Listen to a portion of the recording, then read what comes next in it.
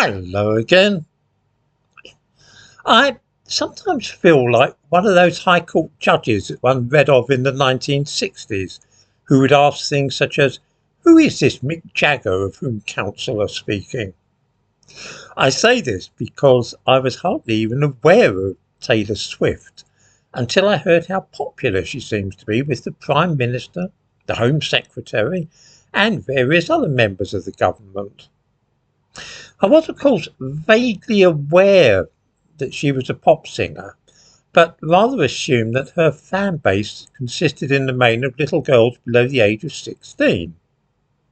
Actually, I was quite right about this. Taylor Swift is popular with what used to be called teeny boppers. This makes it all the more peculiar that so many politicians, especially male ones, should be so desperately anxious to go and see her that they catch free tickets from pals who are multimillionaires. Of course, prime ministers do like to appear with it sometimes.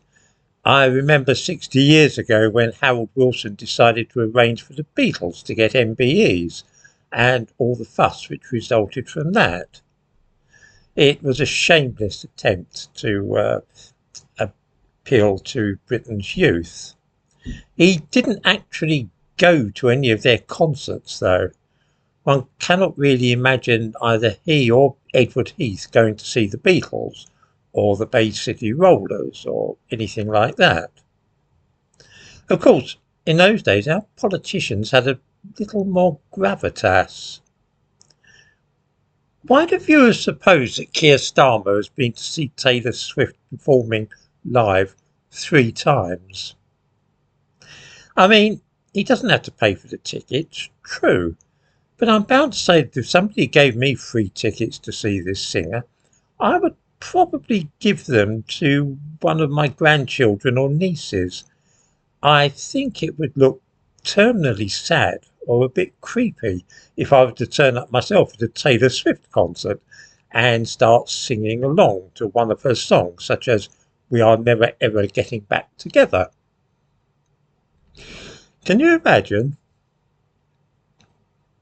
Then too it seems that the Attorney General leaned on the Metropolitan Police and persuaded them to provide a police escort with flashing blue lights for Taylor Swift's motorcade.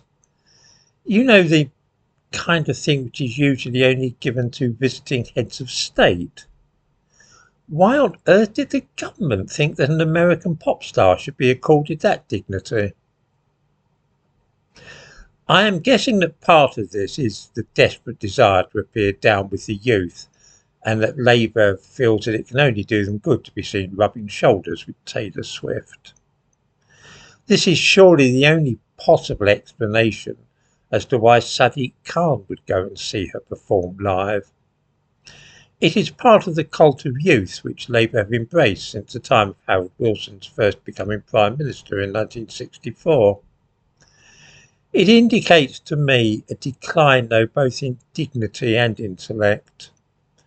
When Keir Starmer was asked a few months ago about what books he liked, he said that he didn't have a favourite novel or poem. This struck me as profoundly depressing.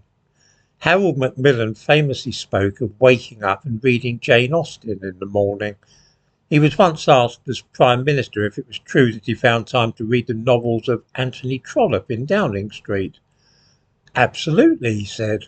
"There's no crisis that can't be helped by an hour or two of calm spent reading Trollope." One cannot imagine Keir Starmer saying such a thing.